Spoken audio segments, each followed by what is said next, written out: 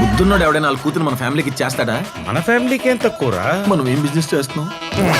హే బలవంత్, హే భగవంత్ అనే టైటిల్ని కొన్ని సంఘాల మనోభావాలు దెబ్బతింటాయని సెన్సార్ వాళ్ళు హే బలవంత్గా మార్చారు. ఇదే సెన్సార్ వాళ్ళు వెట్టయన్, తంగలన్ మూవీస్ టైటిల్స్ విషయాన్ని ఎందుకు పట్టించుకోలేదో తెలియదు. ఆ విషయం పక్కన పెట్టేసి హీరో సుహాస్ గారు కలర్ ఫోటోతో వచ్చిన గుర్తింపును సరిగా యూజ్ చేసుకోలేదు. కానీ ఈ మూవీతో కొత్త సుహాస్ 2.0 చూపించాలని చేసిన ప్రయత్నం ఎలా ఉందో అనే విషయానికి వస్తే, తండ్రి చేసిన బిజినెస్కి ఇన్స్పైర్ అయ్యి పెద్దయ్యాక ఎలా అయినా ఆ బిజినెస్ను ముందుకు తీసుకెళ్లాలని అనుకుంటాడు. అందుకోసం సిటీకి వెళ్ళి MBA కంప్లీట్ చేసి సొంత ఊరికి తిరిగి వస్తాడు. అక్కడ తండ్రి చేసిన బిజినెస్ చూసి షాక్ అవుతాడు. దాన్ని ఎలా అయినా ఆపేసి కొత్త బిజినెస్ స్టార్ట్ చేయాలి అనుకుంటాడు.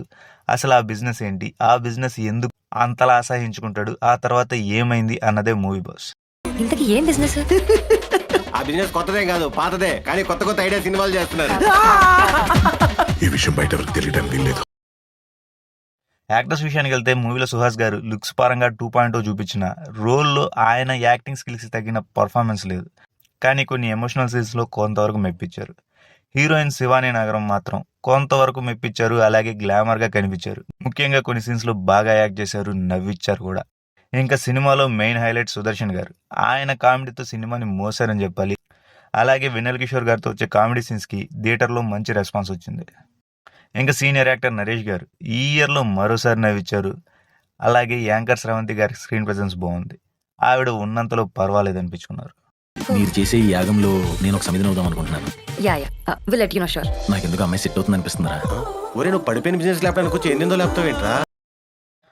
ఇంకా టెక్నికల్ టీం విషయానికి వస్తే మ్యూజిక్ వివేక్ సాగర్ గారు సినిమాకి మంచి మ్యూజిక్తో కథని ఎలివేట్ చేసే విషయంలో సహాయపడ్డారు. ఇంటర్వెల్ ముందు వచ్చే సీన్స్కి ఆయన మ్యూజిక్ ప్రాణం పోసిందని చెప్పాలి.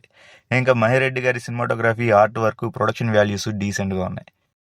ఫైనల్గా డైరెక్టర్ గోపియాచార విషయానికి వస్తే ఆయన ఎంచుకున్న కథ కొత్తది, దాన్ని ప్రజెంట్ చేసిన విధానం కూడా బాగుంది. తండ్రి చేస్తున్న పనిని అసహించుకొని ఫైనల్గా దాని వాల్యూ తెలుసుకోవడమే ఈ మూవీ థీమ్. అందులో ఉండే బరువైన ఎలివేషన్స్ను హ్యూమర్తో చెప్పే ప్రయత్నం చేశారు. అందులో సక్సెస్ అయ్యారని చెప్పొచ్చు.